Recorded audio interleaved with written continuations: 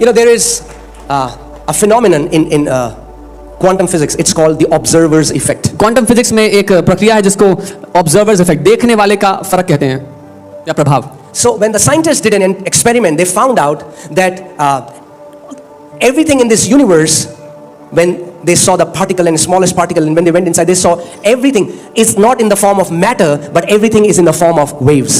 जब साइंटिस्ट ने हर एक छोटे से छोटे कण को अंत तक देखा तो देखा कि कुछ भी ठोस पदार्थ नहीं है, सब कुछ वेव्स या लहरों में है. But when they observed it, पर जब उन्होंने उसको देखा, the thing that was in wave became in a particle form. वो जो लहरों में बह रहा था वो एक ठोस रूप ले लेता है. Okay, it's the scientists, they got zapped. They didn't understand what is this. और साइंटिस्ट हैरान हो गए, वो नहीं समझे कि क्या हो रहा है. Now they are finding out that none of the Newtonian physics laws apply to quantum physics. अब वो ये देख रहे हैं कि न्यूटन के जितने भी लॉ थे उनमें से कोई भी लागू नहीं होता क्वांटम फिजिक्स पर. In the quantum, see, okay, so that you understand. ताकि आप समझ पाओ. अगर सरल भाषा में आपको समझाऊं तो पूरी जो सृष्टि है वो तरंगों में है. The whole creation is in waves.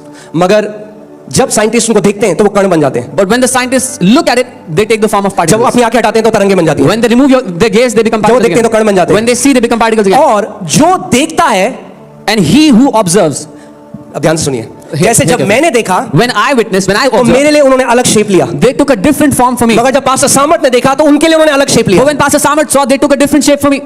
तो साइंस समझी कि जो रियलिटी है आपके जीवन में जो हो रहा है वो इस पे डिपेंड करता है कौन उसको ऑब्जर्व कर रहा है. So the science understood reality depends on who is observing. और इसको बोला जाता है observers effect. This is called observer's effect, या देखने वाले का प्रभाव. यानी जब आप ऑब्जर्व करते हैं कुछ चीज को तो वो आपकी रियलिटी बन जाता है. That means when you observe something, it becomes your reality. और परमेश्वर कह रहा है जो मेरा सत्य है, and God is saying my truth, वो तेरा सत्य नहीं है अभी, is not your truth yet. अगर तू चाहता है कि मेरा सत्य तेरा सत्य हो जाए, if you want that my truth shall become your truth, तो तू मेरे सत्य को ऑब्जर्व करना शुरू कर. then you start observing my truth. अपनी नजर उस पे गड़ा दे. Fix your gaze on him.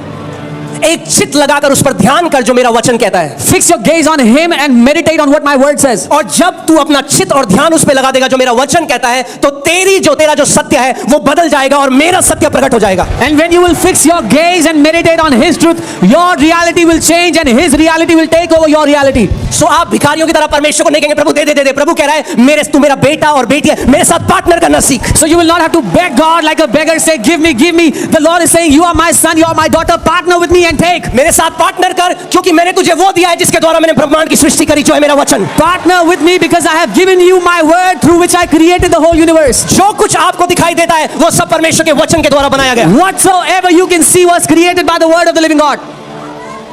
The planets, the stars, the galaxies, सारा ब्रह्मांड, सारे नक्षत्र, सब कुछ जो आप देखते हो, everything that you can see. इसीलिए हर चीज तरंगों में क्यों है? क्योंकि वचन वेव है, वचन तरंग है, और उस वचन के द्वारा सब कुछ बना गया और पूरी सृष्टि वचन की तरंगों पे अभी खड़ी है. This is why everything is in wave form, because his word was spoken in waves and everything is created by his word.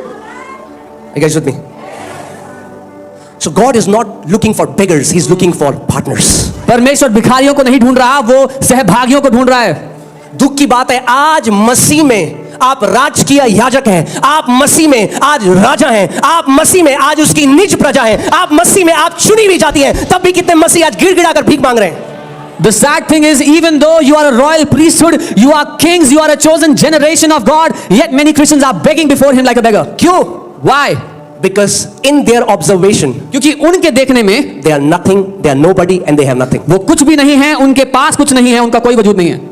वो वैसे इस्राएलियों की तरह बात कर रहे हैं कि अपनी दृष्टि में और उन दानवों की दृष्टि में हम टिड्डियों जैसे थे.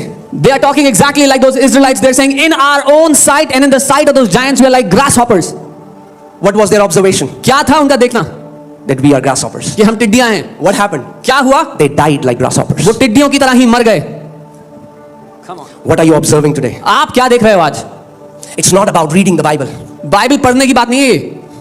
It's not about doing PhD in the Bible. Bible के ज्ञान में PhD करने की बात नहीं है. It's about learning to observe what God has written in His Word. पर जो परमेश्वर ने अपने वचन में लिखा है उसको देखने की बात है. Amen. आपको पता है हम सब के अंदर एक स्क्रिप्ट है. Do you know each one of us has a script written inside? उस स्क्रिप्ट के हिसाब से आप जी रहे हो. You are living your life according to that script. आपके हृदय में लिखी हुई है. It is written in your heart. Software है जो रन कर रहा है. It is a software which is running. आपका शरीर हार्डवेयर है. Your body is the hardware. वो स्क्रिप्ट सॉफ्टवेयर है. That script is the software.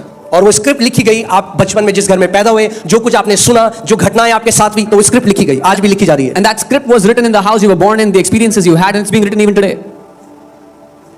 But when you learn to meditate the word of God, लेकिन जब आप परमेश्वर के वचन पर मनन करना सीख जाते हो, it changes the script. वो स्क्रिप्ट को बदल देता है. And God says, और परमेश्वर कहता है, I am going to write my script in his heart. मैं अपनी स्क्रिप्ट इसके दिल पर लिख डालूंगा.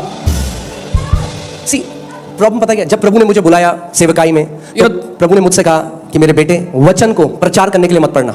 कई लोग आज वचन क्यों पढ़ते हैं? कि दूसरों को बता सके. The problem is when the Lord called me into ministry, He said, "My son, do not read the word to preach to others." Many people read the word so they can preach to others. हम वचन इसलिए नहीं पढ़ते कि दूसरे को बताएं, हम वचन इसलिए पढ़ते हैं कि पहले अपने को बताएं. We don't read the word so we can tell someone else. We read the word first so we can tell ourselves. Speak the word to yourself. अपने आप से वचन बोलो पहले. That is what meditation is. ये मनन करना है. Speak the word to yourself day and night. दिन और रात अपने आप से वचन बोलो. Until जब तक it starts to change the script in your heart. आपके दिल में जो स्क्रिप्ट है उसको ना बदल डाले वो. Amen.